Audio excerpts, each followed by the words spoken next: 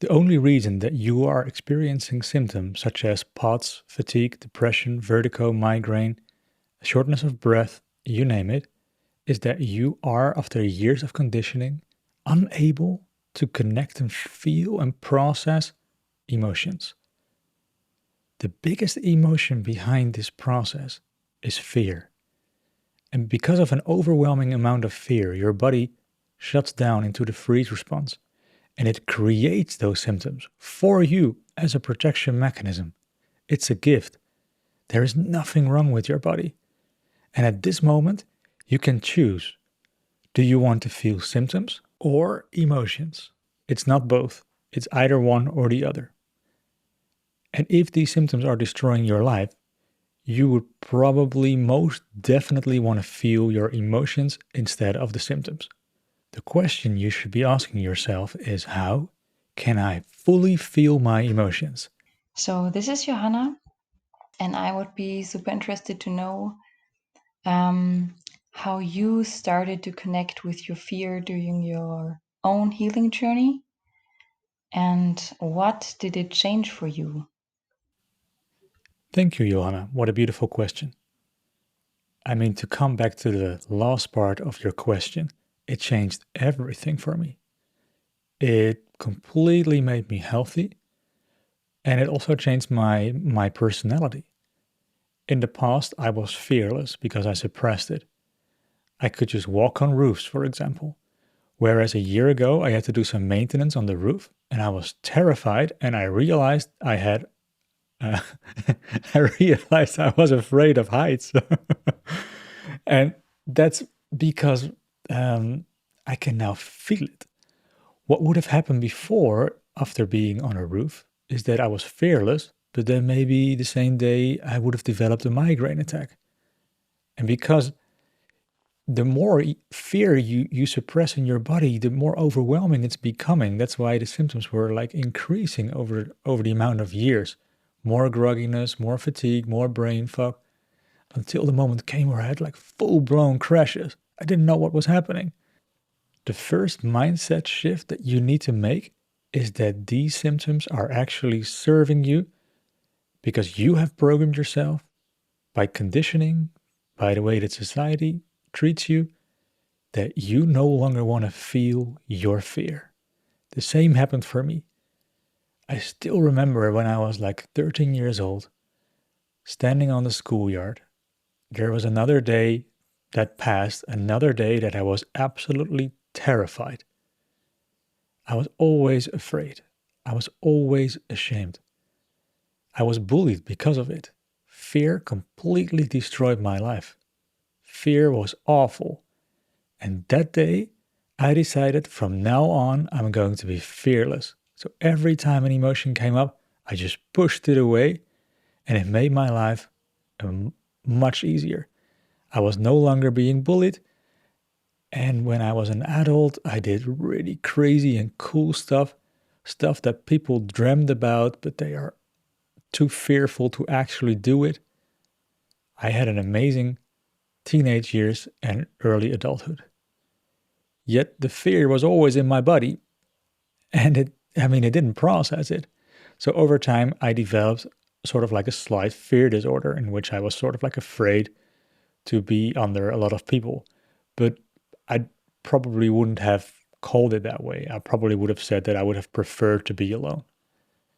And then when I was 30, I developed full-blown chronic fatigue syndrome because of the exact reason. The reason that I couldn't feel my emotions. The first emotion that I reconnected with was the emotion of anger. I remember that as a child, I was always enraged. I had huge anger attacks.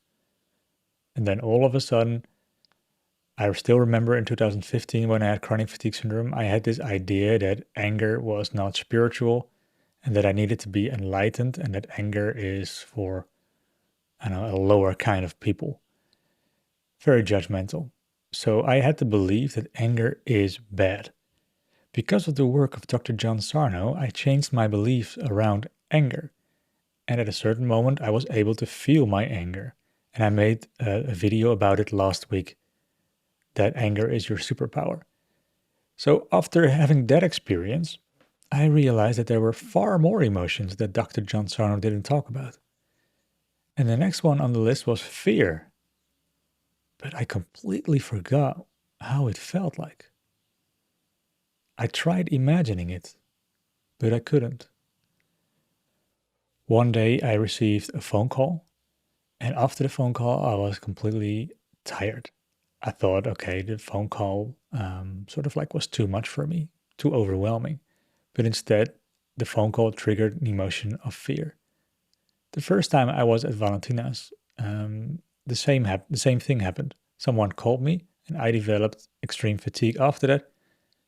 But this time, Valentina chose to hold space for me, made me cry a little bit, and then I became symptom free. That was my first conscious release. Yet I still really didn't know what fear would be like. Until one day, it's like a few days later, I had a dream that I was visited by a healer, a very wise old man. And he sort of like put his hand outwards and used his hands as projectors in which he showed me my childhood. It was different from the way that I remembered, because in his projection, I was shown that I was a terrified little boy, exactly the way that I was. The man told me that I needed to get back to my sensitivity, to reconnect with that. He explicitly didn't use the word fear, but sensitivity. Just by that memory of how I actually used to be, I started remembering what fear was like. Then a few weeks later, I had an extreme crash. And I asked Valentina again to help me because this might be fear. That was the first major fear release that I had. It took around 30 minutes of crying, feeling absolutely terrified. After that, the crash disappeared. Plus, I did not need to sleep for 1 or 2 nights in a row. I hoped that that would go on forever, but eventually I needed sleep again. So I am human. But imagine that. Such an overwhelming amount of fear gives such an energy burst. So we can be healthy and be afraid and honor that emotion. And it also makes your life more beautiful. Because the only alternative of not feeling your emotions is to become a psychopath who feels absolutely nothing. Feelings make our lives beautiful. If you cut off one feeling, you also cut off the other feelings. I mean, we would all like to have joy, but by suppressing your emotions, you also suppress joy.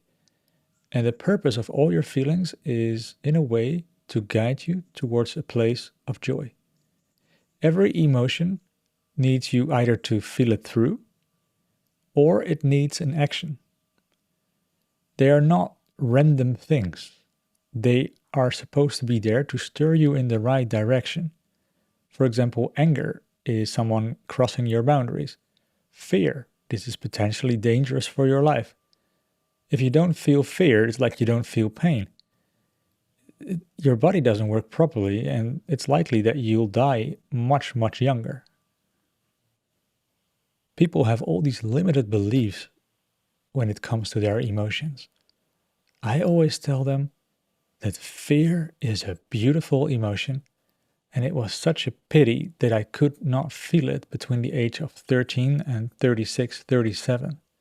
So many years of wasted potential. Right now, I absolutely love emotions. I love my anger. I love my fear. It's a part of who I am. It tells me something.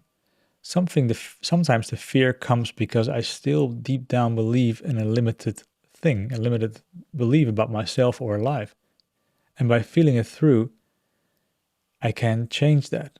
I can say, yeah, this fear was not rational. This fear was because of a false belief that I adopted.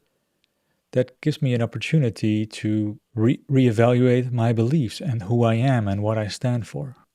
There is this saying that the truth will set you free.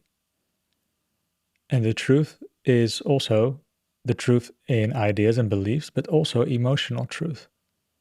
Emotional truth is the most beautiful thing there is. Of course, it's subjective, but speaking it out loud makes you come in contact with yourself. Maybe in the beginning, your emotions are all over the place, but that changes after a while. You become firm, you become strong, you have a direction, you have a purpose, and your emotions serve you on that path. We human beings are far more powerful than we believe.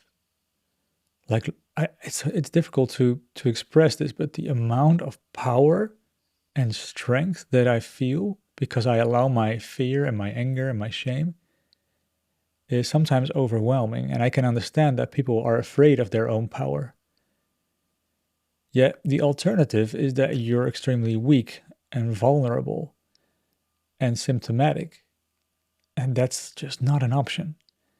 I think life is ultimately a self-correcting mechanism. If we really step out of the way, we automatically reconnect with ourselves because the emotions are a part of ourselves. If we no longer distract with mobile phones and stupid things, we eventually, after a phase of boredom, reconnect with ourselves. And healing will happen all by itself. Then you will have interests, you'll have a drive, you have creativity, you start working with that pushes you into a direction. At the same time, every time when you do something new outside of the comfort zone, you might become aware of old emotions like fear or shame and maybe loneliness. Every time that's an opportunity.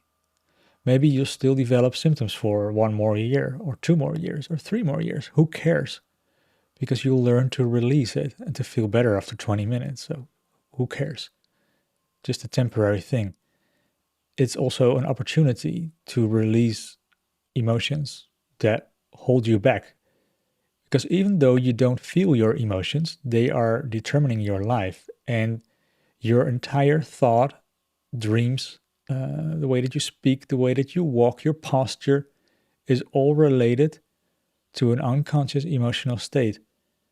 Solve that unconscious emotional state, and you are immediately in your strength, in your power. You start talking differently. You have a drive, and you would like to explore the world outside of the comfort zone. You would like to be afraid. You would like to cry because you want to be a human being. Maybe I had 3 or 4 or 500 different fear releases until I emptied the bucket. That doesn't really matter, you know. I started doing this work when I still needed daily releases. The release program is made out of the tricks that Valentina and I discovered while I was still in the process of needing daily releases. Yet after so many years of suffering, it was a no-brainer to me. A lot of people, they are not ready for emotional healing, probably because they need to suffer a little bit longer until they're ready to dive into their feelings. That's the hard truth. I'm really sorry for saying that. And I assumed most of the time that people were ready to feel fear.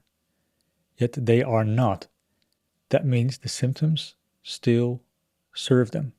It's a protection mechanism to not feel your fear. Feel your fear, the symptom is gone. Don't feel your fear, the symptom is here. Switch it on and off, on and off, on and off, on and off. Layer after layer after layer after layer, you empty yourself, and the more you let go of old emotions and old beliefs, the more powerful and real you become. And every second of every day becomes an opportunity to express yourself in this human shape. Life can become ecstatic. That doesn't mean that it's all roses and sunshine. There are hard moments. It's all part of life. It's not like a happily ever after fairy tale. It's the very opposite. Life gives us challenges to become more incarnated, to become a better, fuller version of ourselves. Let's say it like that. And it all starts with remembering emotions, allowing yourself to feel it, allowing yourself to maybe experience an increase in symptoms whenever you start feeling your emotions, allowing yourself to be extremely overwhelmed and traumatized because of your own emotions, but also the knowledge, that it's just a mind body symptom. If you have a question that you would like me to answer, then go to the link on the website. It's releasecfs.com/podcast, and you can upload your question there. Thanks everybody for listening, and I wish you a beautiful healing journey.